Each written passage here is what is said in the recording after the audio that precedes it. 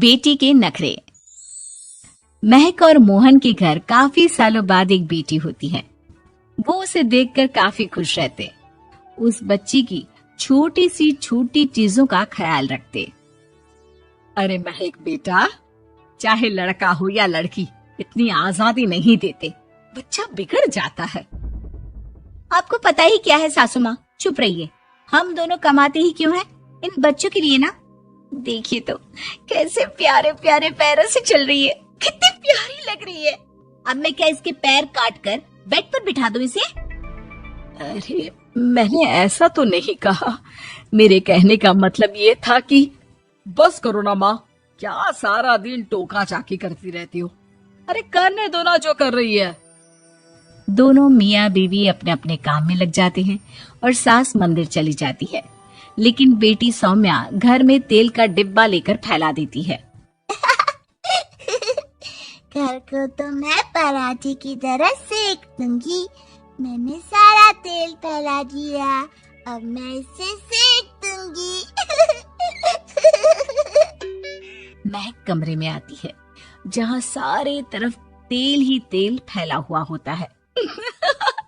अरे मोहन देखो तो, अपनी छोटी सी बच्ची की हरकत, पूरे घर में तेल फैला दिया। मोहन भी आकर हंसने लगता है। छोटी सी सौम्या को लगता ही नहीं कि उसने कोई गलत काम किया है, वो भी खुश हो जाती है। अब तो आए दिन वो कोई ना कोई नया नुकसान करती, कभी टूथपेस्ट गिरा देती तो कभी डिटर्जेंट। हालत ये थी कि घर का राशन किसी किसी महीने तो 2 बार भरना पड़ता। रोज ये कोई ना कोई नुकसान करके खड़ी होती है। अरे तो क्या हो गया माँ जी, बच्ची है, बच्चों वाले काम ही करेगी ना।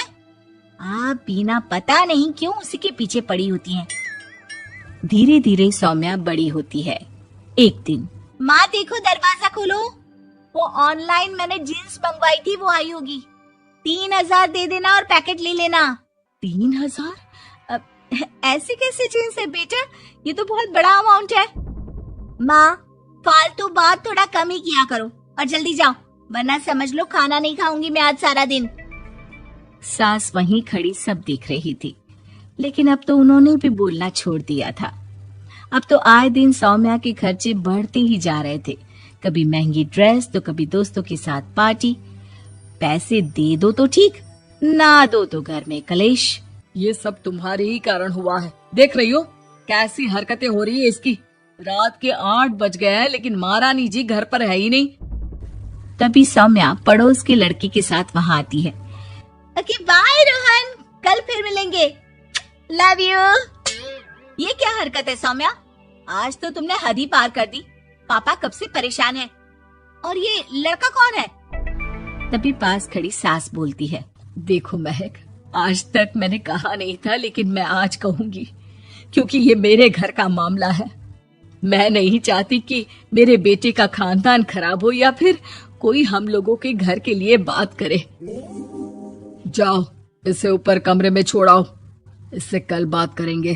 मॉम देखो ना दादी क्या बोल रही है, चुप कराओ ना इनको, जैसे हमेशा करा देती हो। महक को अपनी गलती का एहसास हो रहा था, वो चुपचाप खड़ी होती है।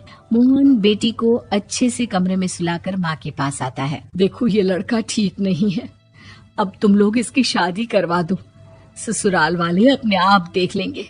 शादी के बाद जिम्मेदारी पड़ेगी तो सब ठीक हो जाएगा। शादी अभी तो 25 की है ये। तो क्या 50 तक बैठाओगी? नहीं नहीं, ठीक कह रही है माँ, इसके लिए जल्दी से कोई लड़का देखता हूँ। अगले रोज सौम्या खाने के टेबल पर, मैं आप लोगों को बता देती हूँ, मैं रोहन से प्यार करती हूँ और उसी से शादी करूंगी। रोहन? वही ना सक्सेना का लड़का, वो सक्सेना जो पिछले महीने ही जेल से छूट कर आया है। वो जेल नहीं, काम के सिलसिले में अमेरिका गए थे। अच्छा, सक्सेना अमेरिका गया था तो क्या पैसा वैसा कमा कर नहीं आया? ये देख रही है ब्लाउज, उसकी बीवी ने सिला था मेरा। पैसे की कमी का रोना रो रही थी, पति को कोस रही थी कि जुआ खेलते पुलिस ने पकड़ा और लगी लगाई नौकरी भी छूट गई। दादी कुछ भी मत बोलो, दादी को चुप कराओ ना। दादी जो बोल रही है ठीक बोल रही है, तेरे पापा ने तुझे देखने के लिए लड़के वालों को कल बुलाया है, समझी? अगली रोज लड़के वाले सौम्या को देखने आते हैं और उसकी शादी मयंक से हो जाती है। शादी के बाद सौम्या मायके आती है। वाह माँ, कितनी अच्छी शादी कराई है आप लोगों ने मेरी। लेकिन मुझे कुछ दिन और यहाँ रहना है। अरे बेटी, ये तेरा ही तो घर है, जितनी मर्जी रह। और क्या, दमाजी कैसे हैं? अरे वो मयंक नहीं आया, कल शादी, आज तो अकेले, सब ठीक तो है ना?